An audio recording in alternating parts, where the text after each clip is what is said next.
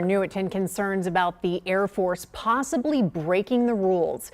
KENS 5 received pictures of local trainees right next to each other and obviously not following social distancing measures.